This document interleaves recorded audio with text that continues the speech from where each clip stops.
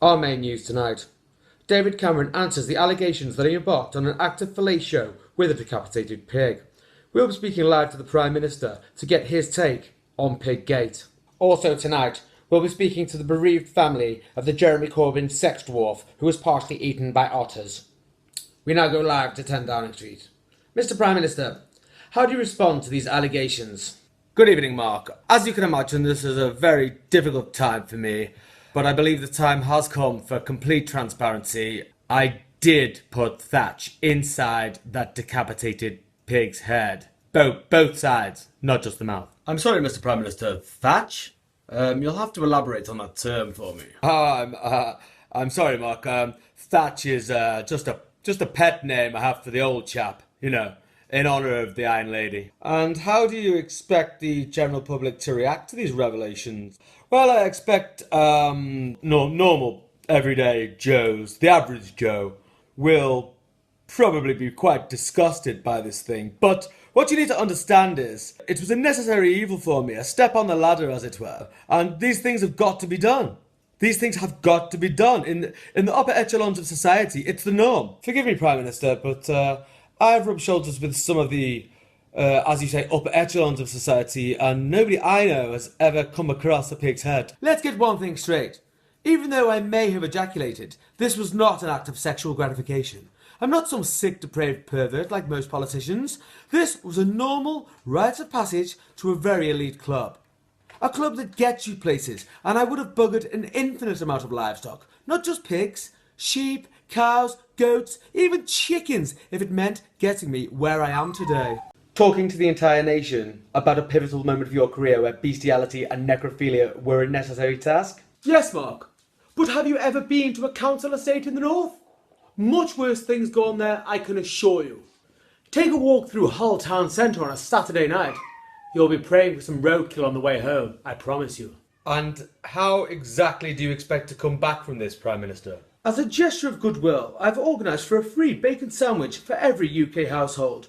I realise this might not be appropriate for our Muslim friends, so I'll provide alternative bacon, supplied by Aldi and endorsed by Linda McCartney herself. Moving on. How do you respond to allegations of drug use in your home? Let's just say on the odd occasion when I've been preparing my speeches, there's more than one type of line that's been involved. And quite possibly when I've been holidaying in Ibiza, I've been tempted to sample the local delicacies. Ended up staying up for a day or two and ending up in some strange situations. Yes, when in Rome, as they say. Mr. Cameron, this could easily be interpreted as a last-ditch attempt to win the youth vote in order to, by some miracle, keep your seat in the House of Commons at the next election. Look, I won't deny it's good to be down with the kids when you're in my position. Obviously not in the way some of my other members of Parliament have been in the past. That's not something I go in for. I'm strictly a pig man. How would you feel, Mr. Prime Minister, if I told you that the decapitated pig's head involved in this seedy, sordid little story was actually under the legal age of consent? Look, there is no age of consent for a decapitated pig's head. I will not be branded a pigophile. Interesting choice of words, Prime Minister. We now go live to a farm in North Wales to hear from the bereaved father of Cyril, the innocent pig who was both mutilated and abused by David Cameron. Good evening, Mr. Snortingham. What's your reaction to this shocking admission? I've been waiting for this moment a long time, Mr. Cameron. I'll never forget the look on your smug face as my little boy trotted off behind you to your private club. Animal petting party, you said. There was no petting going on, was there? No, you led him to the slaughter. You led my boy to the slaughter and you're going to pay. I've got one question for you. Do I get a free bacon sandwich too? Bit inappropriate, don't you think? What do you like to eat? I can offer you as much swill as you can handle. Well, we don't eat human cock. That's for sure. No amount of funny handshakes and taxpayer-funded duck houses are going to get you out of this one. I saw that glint in your eye. And I knew someone was going to get spit roasted one way or another that night. I just didn't think it'd be my boy. For the record, there was nobody else involved. So a spit roast is technically impossible, especially with his reduced body size. He had no body, you cretinous little weasel. You removed it from his head. Don't you remember? Now you listen to me and you listen hard, you caviar-eating fuck.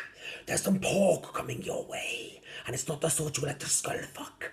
It's the sort that's gonna put you in a very small room for a long time with lots and lots of different men who don't like you, but they like to fuck you. That's what's going to happen. You're going to get fucked day in, day out. You'll pay for what you did to me and my family. You'll regret it, because I tell you who's coming for you. The head Lou. That's who. The head Lou. I'll see you in court. The head Lou are coming.